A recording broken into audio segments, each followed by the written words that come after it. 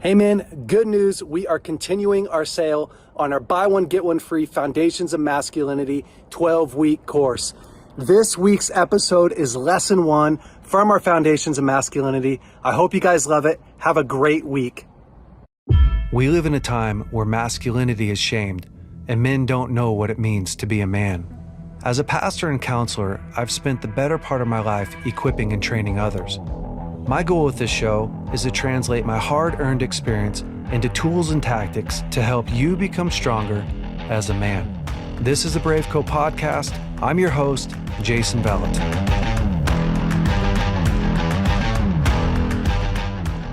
In 1993, Kruger National Park was experiencing an overpopulation of elephants. Now, the elephants used to be endangered, but they had grown so much, the population had thrived, that they could not sustain it any longer. So they devised a plan to make a harness to fly these elephants out by helicopter to Plainsburg National Park. What they found was when they started to lift the bigger male elephants, the harnesses were ripping and breaking, and so they just thought, you know what, let's take the younger male elephants and the older females and we'll transport them all. Time passed, everything was great. Kruger National Park was awesome. The elephant population was back under control. Plainsburg was doing great until a little bit of time passed. And they started to find these dead white rhinoceroses, like these really endangered species of white rhinos, dead. And the crazy thing about the rhinos being killed was they thought it was poachers at first at Plainsburg. They kept finding all these dead rhinoceroses, and they thought, man, what the heck's going on? The crazy thing about the killing of the rhinos was, one, their horns were still there. So they realized this isn't poachers, because a poacher would kill the rhino to get the horn. That's the only valuable thing. And as they did some more investigating, they realized, man, the rhinos were speared and gored by the elephant's tusks and trampled by elephants, which, if you know elephant behavior, apparently I'm an expert on it, you realize that's not normal. That's not like normal elephant behavior.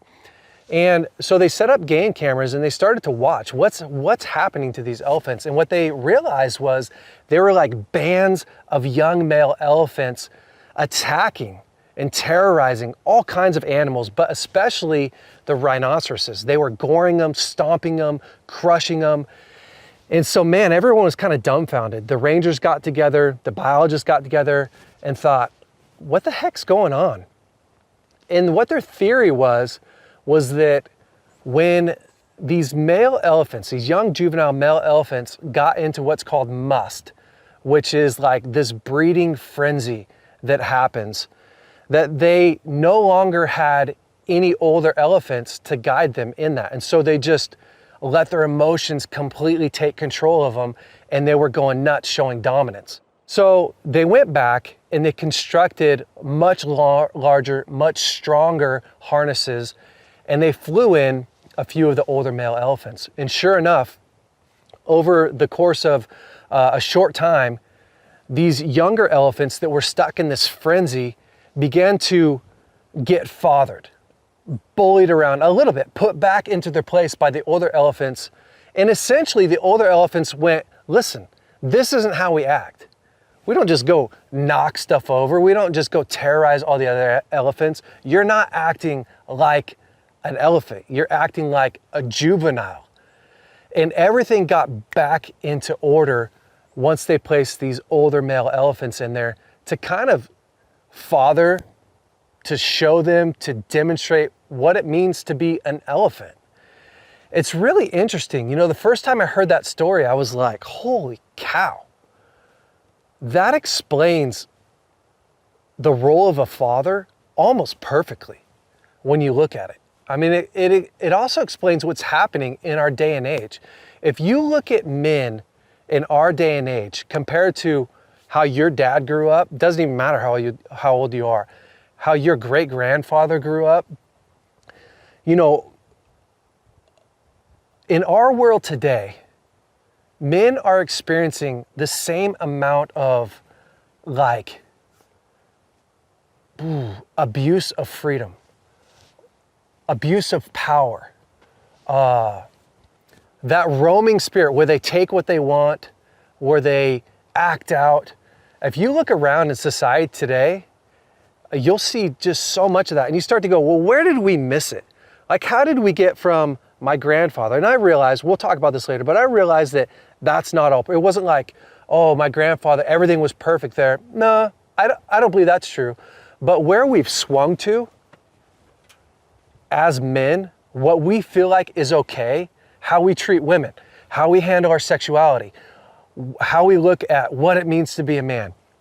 We have swung so far into kind of what it looks like when you don't have wise adult male elephants in a herd. When you pull them out, it looks like young guys taking what they want, doing what they can to get a leg up, selfishness.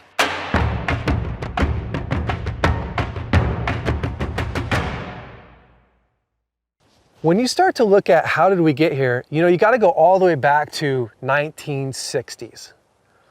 I like the 60s. I like 60s music. I grew up listening to it most of my life, thanks to my dad and thanks to his mom, who loved Diana Ross and the Supremes. Maybe that's actually like the 50s. I don't even know, but that's what I was told was the 60s growing up. And when you look at the 60s, something happened in the 60s. You started to see the free love, the revolution. Yeah, the free love revolution just kind of took over. And 1969, Woodstock happens.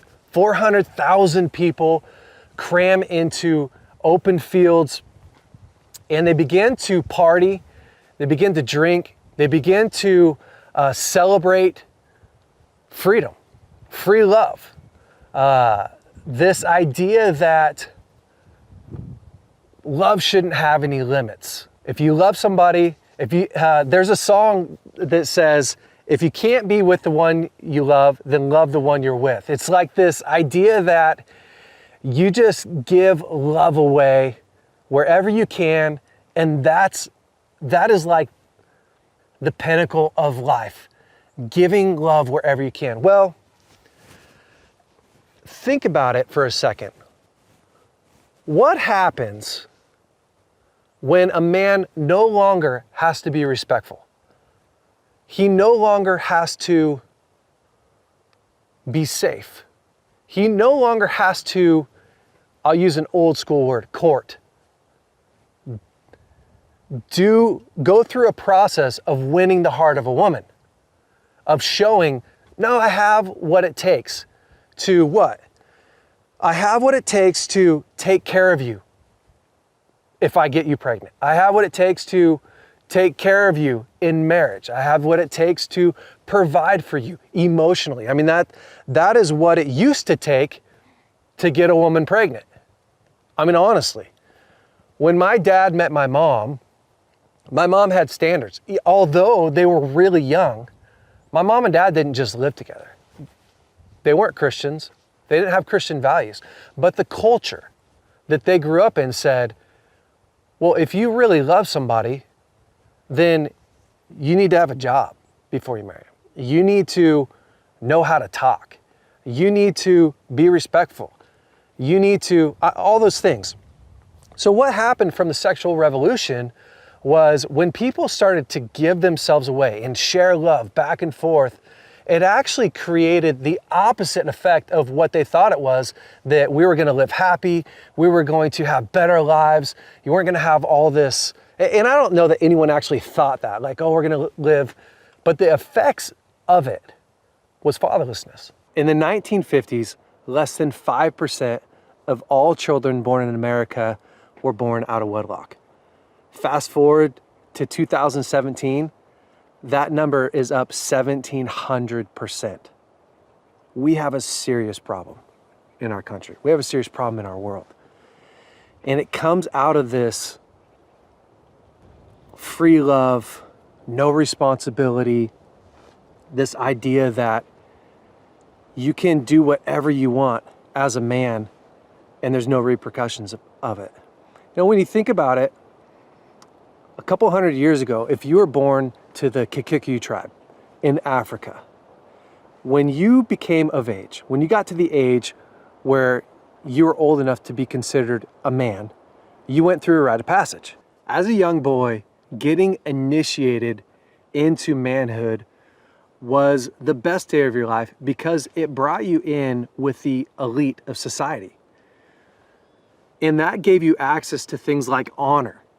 And therefore, if you were honored, you could be married and you had a responsibility. So, maybe you were a part of the group of guys that got to hunt and that got to fish and that got to provide for the tribe. And the more you provide for the tribe, the more honor you get, When you fast forward and you take a look at the 1960s and what's happened is, well, why would a guy want to take on responsibility when he doesn't get anything out of that? Like, he doesn't actually earn the privilege to mate by taking on more responsibility. It doesn't make sense. Why would a guy go and pick up a load and work hard every single day when he could go get it for free?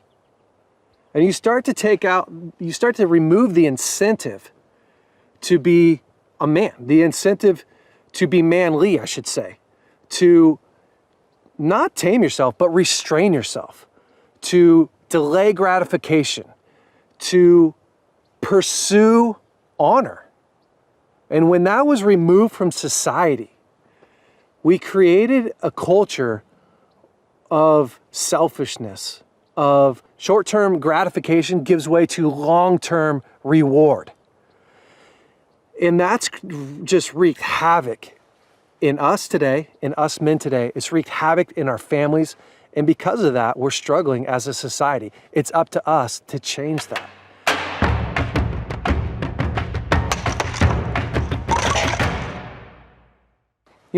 The role of a man is confusing. If you type in to your browser right now, what does it mean to be a masculine man? Holy smokes. It's not going to be pretty. With the phrase toxic masculinity being thrown around and just the view on manliness, you can't figure out, do I want to be a man or do I not want to be a man? And do you have to be James Bond to be a man? Do you have to be The Rock? Like, if you're a man, do you have to be able to drink motor oil? Does a man have man skills like fall a tree? If you can't fall a tree, are you a man? There's not a lot of guys falling trees anymore.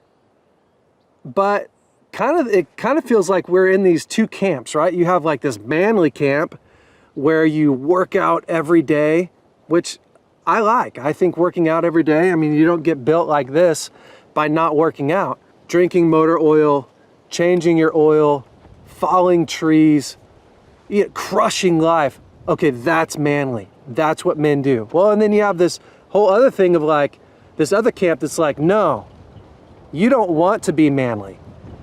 Because a manly man is a toxic man. And the truth is that we got to be right in the middle.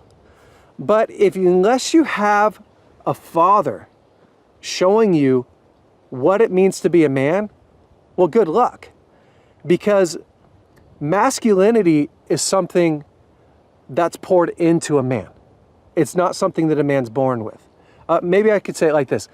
Manhood is something that is given to a man through other men, like the initiation. It's not something that a man is born with. If you didn't have a teacher, society's teaching you today. 100%.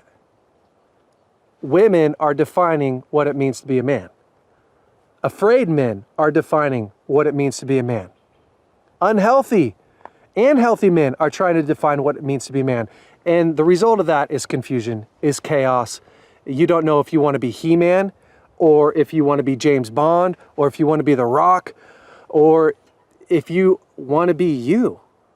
Because maybe being you doesn't seem manly enough. I think it'll be helpful for us to actually go through and really break down, what does it mean to be a man? What is masculinity? What is manhood? Because all those definitions are really important. Let's start with masculinity.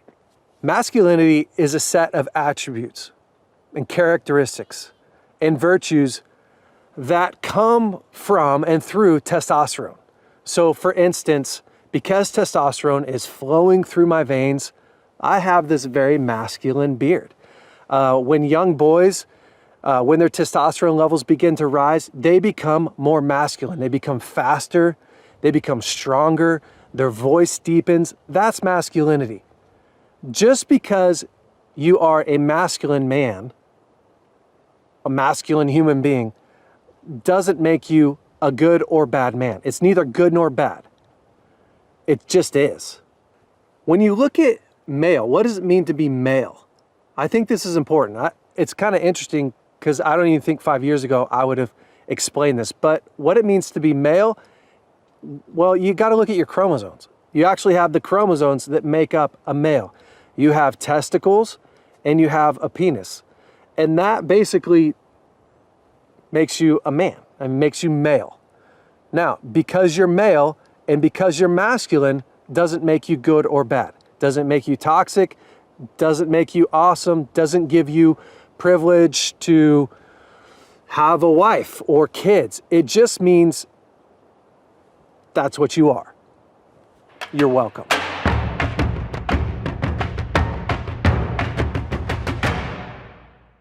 When we look at manliness, now I want to really break down manliness because manliness it embodies the virtues, the ethos, the character of a man.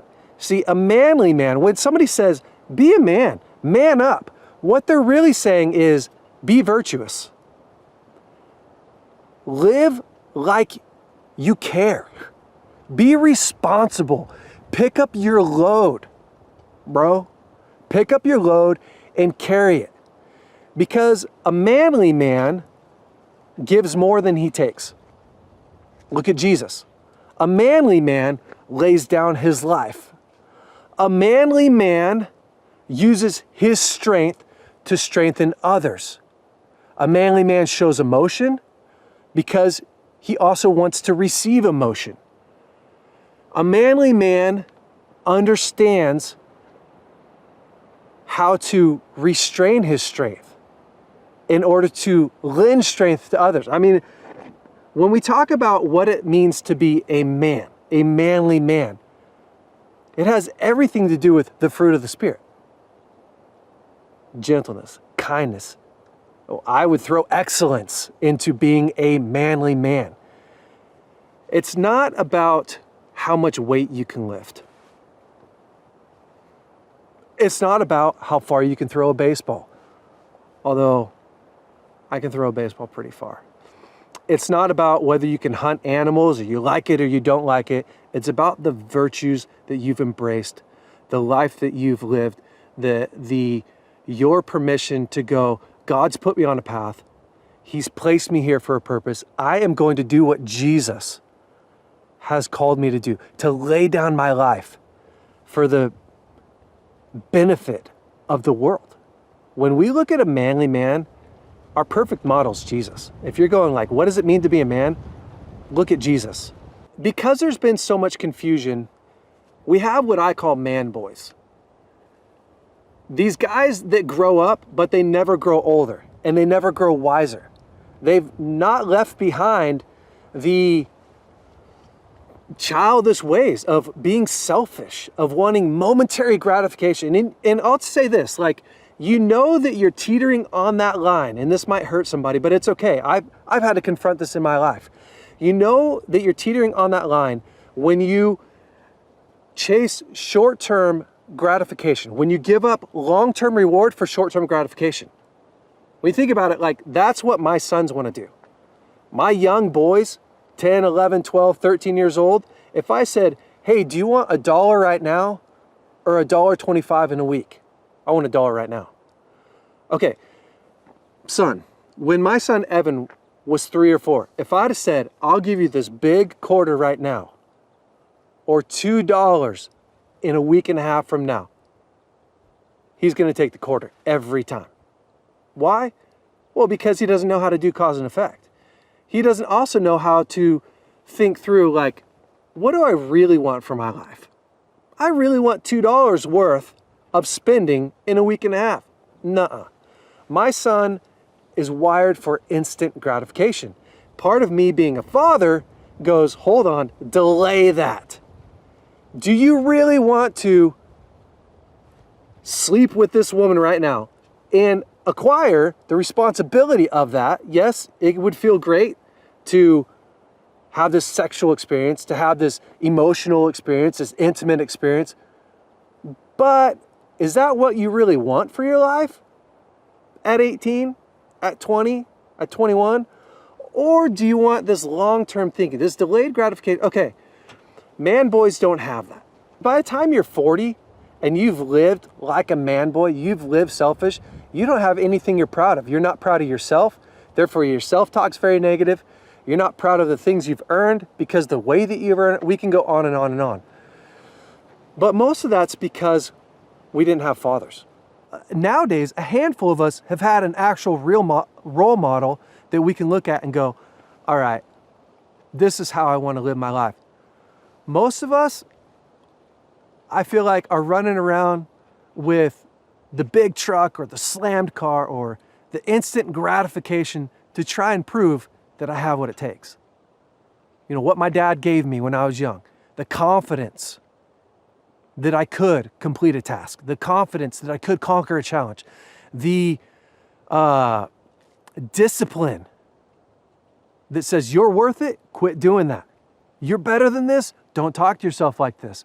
Don't treat yourself. Okay, there's a reward in following what my dad's telling me. There's a reward in staying in line. It's the honor. He set me on a path of learning how to receive the honor and the reward of being a man that carries a load. When my dad was young, his dad drowned in the Anderson Dam when my dad was 3 years old. And so my dad really grew up without a father. And worse than that, my dad grew up with very abusive men, really, really painful. And I think you'll hear some of his story later on in this course. But my grandfather was my dad's role model. And because of that, I was passed down this incredible identity. See, my grandfather, although he wasn't a Christian, he taught my dad how to work. My dad would be like 13, 14, 15, and in the summertime, he'd go to Oakdale, California, and work on my grandfather's farm. My grandfather had peaches, and he had pecan trees. And my grandfather was like this man's man. I don't know if you've ever met a farmer before, but farmers are awesome. They're like, they can do anything. My dad would tell stories like my grandfather would be welding, and he would pick up the piece of metal that he was just welding on and hand it to my dad to look at. Well, my grandfather didn't realize that the metal was really hot, or didn't even think about it, because his hands were so calloused. It was like having gloves on. Or my grandfather could weld anything. Or, I mean, he just had this like crazy work mentality. But one of the things that he instilled into my dad was this idea that a man is only worth what he can work. Now, I remember my dad telling me that when I was young. He wasn't saying, son, you're only worth what you can work. But he told me, this is how my grandfather looked at life. My grandfather, his ethos in life, his virtues or his values were really rallied around what can you produce? I mean, a man gives more than he takes.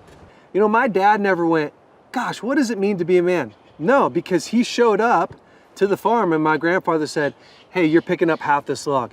Hey, drag that chain down here to the tractor and chain it up. Hey, come over. I mean, he knew. He didn't know how to take care of a woman because of my grandpa, but he knew your role was to produce. If you grew up on my grandfather's farm or in ancient Rome, your view on manliness wouldn't be that much different because it hasn't changed that much until the 1960s, really. It would be work hard, protect, promote, provide, put your full effort in, take responsibility for your life. Doesn't matter if you lived in ancient Rome or if you grew up in the 1950s, it's basically almost all the same.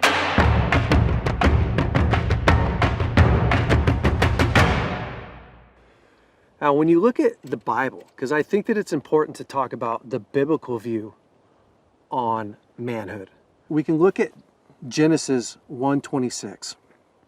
And God said, "Let us make man in our image, after likeness, and let him have dominion over the fish of the sea, over the birds of the heavens, and over the cattle, over all the earth, and over every creeping thing that crept upon the earth."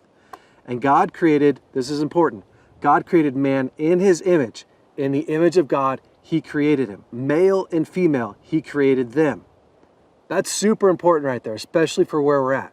God made man male and female. And God blessed him and said, "Be fruitful and multiply, replenish the earth, subdue it, and have dominion over the fish of the sea, over the birds of the heaven, and over every living thing that moved upon the earth."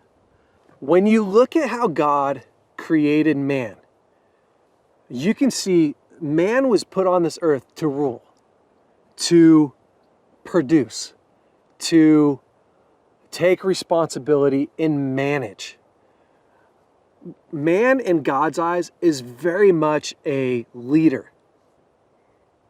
I want you to be fruitful and multiply. Well, you have to be responsible to do that. I want you to take what's been given and multiply it. I want you to cultivate. God very much is looking at man going, "Hey bro, your role is to be a contributor. Your role is to be responsible. Your role is to manage all these things, to give names." You see Adam in the garden and he's naming. He's giving names to all these animals. Well, what's he doing? He's giving identity. He's giving them an actual identity. And your role from God's eyes is to be a leader. From God's eyes is to be someone that can step up and say, "I'll take that responsibility. I'll cultivate the earth. I will plant a seed, water it, tend to it, be responsible for it. I'll pick up my load and carry it." I bought a home a couple years ago. I've never bought a home that had a sump pump in it. And some of you are listening to this and you're laughing right now, because if you need a sump pump, which is basically a pump that goes underneath your house, I've learned that's not a good thing. And it's not a good thing because it means that you're gonna have water under your house throughout the year. Well, the problem is the time of year when I got water underneath my house and really needed that pump to pump out the water was the worst time of year to be under my house. It's wet, it's rainy, it's cold.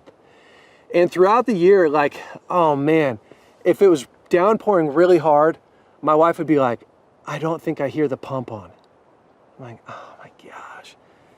I don't know about you guys, but there's just like certain things that I don't want to do. Like crawl under my house in this really crazy tight space, crawl my body up to the sump pump and get in there, crawl through the water to see if it's pumping. It's so sucky. And the problem with my house is the original owner didn't install the sump pump correctly. And so, and I'm not like an expert. And I kind of cut corners in the sense of like, I didn't want to pay the man to install it. So I YouTubed it. I mean, that's what we do, right? We take responsibility and we YouTube that trash, and then we pay for it all year long until we finally get it right. That's what I did. The first year that I lived in the house, I think I crawled under the house 4 or 5 times in a matter of like 2 months. Ended up having to completely repipe the sump pump, completely dig a new hole under the house. I mean, like restructure that whole thing. That's my responsibility. Even from God, like God's looking at me as the man and he's going, "Jay, your responsibility, what it means to be a man, is that you don't go, 'Hey babe, I'm not sure if the sump pump's working well. Can you crawl under the house?'" Like never. Could you imagine asking your wife, if you're married right now, you're doing the same thing I'm doing. Like, I would rather smash my big toe with a hammer than to ask my wife to crawl under the house. Seriously. Honest to God. There's like 90 things I would rather do than to ask her. The role between a man and a woman is so much different. And I know there's a lot of confusion today. A woman can do anything a man can do. Maybe. I don't believe that that's all true. Maybe. But what I do know is the emphasis on the responsibility of a man is different than the emphasis on the responsibility of a woman. And the sump pump's a good example of that. Let me give you another one. If a burglar breaks into the house, am I going to be like, hey, babe, I think somebody's in the house. I'm going to stay here. Can you go check it out? Never. Never one time. I'd rather stab myself in the leg, maybe, than to send my wife out to look and check to see if we're okay. Why? Well, think about it. If I do encounter a threat, if my wife encounters, if there really is a threat, I'm best suited for it. I have the testosterone flowing through my veins that has made my muscles strong, that makes me fast, that adds somewhat to my aggressive nature in order to address that threat. When it comes to taking risks, I'm best suited for it. Can my wife not address a threat? She absolutely can. Could she not crawl under the house to address the sump pump? She could. Should that be her role? No. I'm best suited for it. I am the better part. I'm the better player in that game, in that role. And when we put women in the role of men, when you have a woman raise a boy without a man, it's not that she's doing anything wrong. Gosh dang, she's doing everything right. She just can't give a man what a man can give a man. When you put your wife in a role that you should be in, well, it's not that she's doing it wrong. She's doing it right. She's just doing something that she shouldn't have to do. And to me, there should be no confusion over what's a man's role. I don't come in my house after work and be like, okay, the man's here. It's time for me to take control. No. My wife and I make decisions together. My wife doesn't feel like I'm domineering her. I'm using my strength in the area that I'm great at. And sometimes we have to figure that out, right? And she's using her strength. She may be a better business person than me. She may have a better business mind than me. That's great. Let's use her strength for that. When it comes to certain things in my life and in your life, I'm better suited for it. And those, we'll specifically break those down as we go on this journey. But I want you to know, as far as what it means to be a man, you have a specific role that's different than a woman. And that's okay.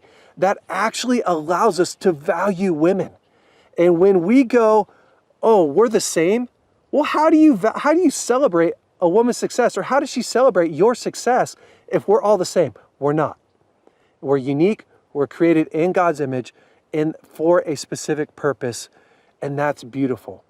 You know, a man gives a woman a seed. His sperm, she incubates it. She gives you a baby. A man brings home the bacon. A woman makes a meal. It's a metaphor. A man builds a house. A woman makes it a home. Now, some people are going to be like, I do all the cooking. Great, it's a metaphor. I'm saying there are differences in what God has given a man. My grandfather is a great example. My grandfather didn't wake up in the morning and go, hey babe, I don't feel like plowing the field today. Could you just start it? No. My grandfather went, my role is to go break ground. To go break ground and plant that seed. Now, his wife had a different role. Could she not run a plow? She probably could. Should she? No. Completely different role. It's important that we recognize the roles that God's given us so that we can step into that. But right now, I want you to embrace the idea that we're not all the same, and that's actually beautiful. There's nothing wrong with that. Your mindset, the aggressiveness, is not bad. The desire to pursue, the desire to build, the desire to create. Do women have that? Absolutely. Sometimes it's stronger, sometimes it's less. What did God give you? It's unique. As a man, It's unique. We want to embrace that so that we can use that to bless the world around us.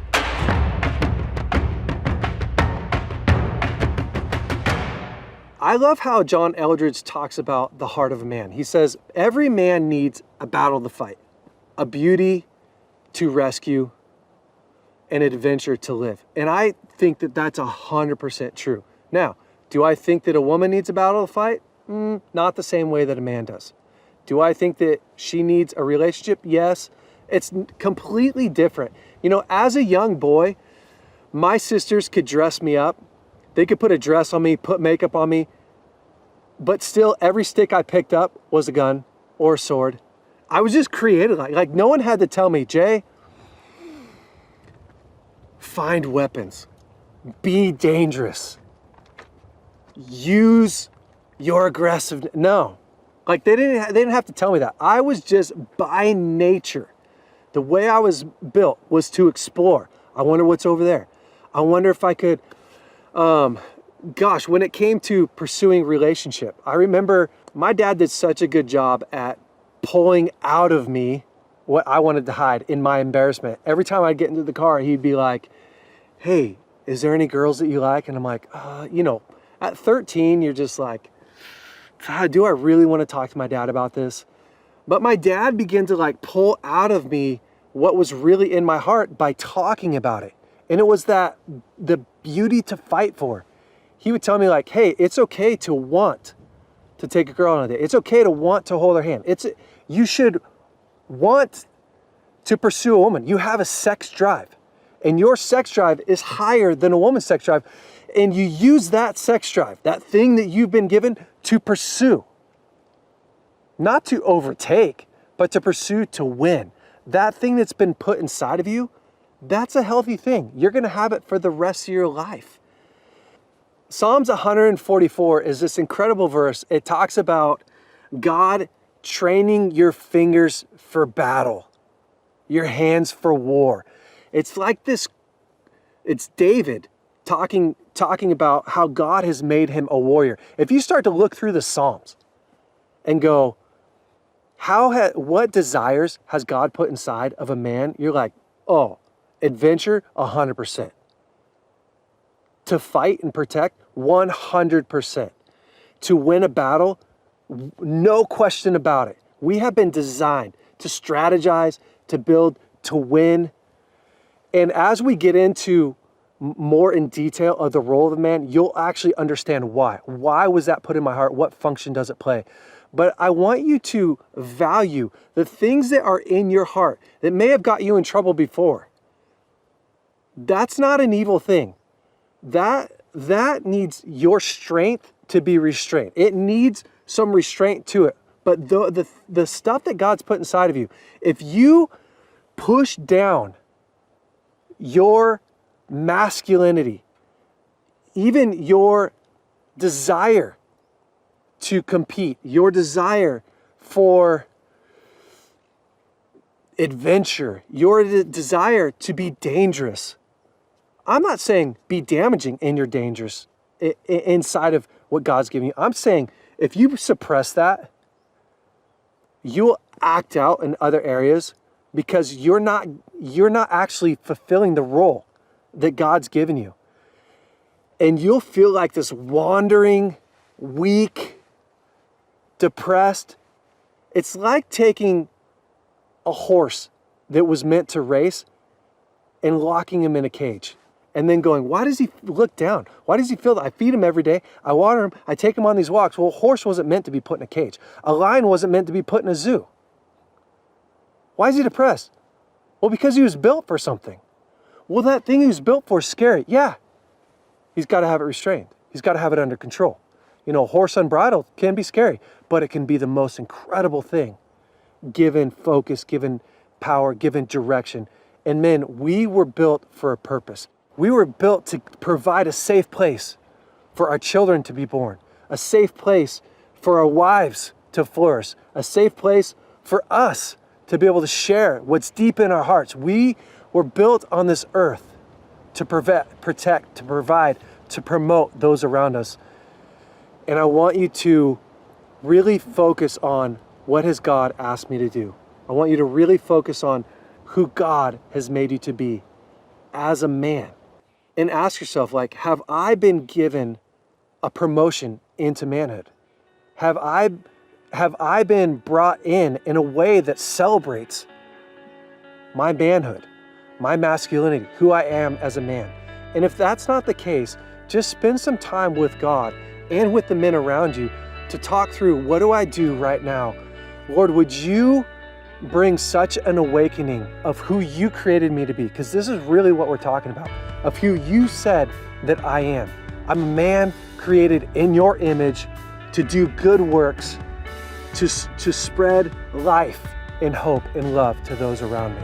Man, let me pray for you. Father, I thank you for each man that's watching this. Lord, I ask that you would break off lies about them, that they're toxic, that women need to be afraid of them, that they are their past, that they're these unbridled, untamed boys. I mean, some of you might be sitting there going, I feel like a man boy. I feel like a man who's never grown up. Lord, I ask that you break shame off of them. In Jesus' name, that you change the way that they see themselves right now. And God, that you would bring fathers into their lives. And even as they go through this course, Lord, that they would find themselves awakening to who you've created them to be. Lord, that you would break the boy off and bring the man out in them. In Jesus' name, amen.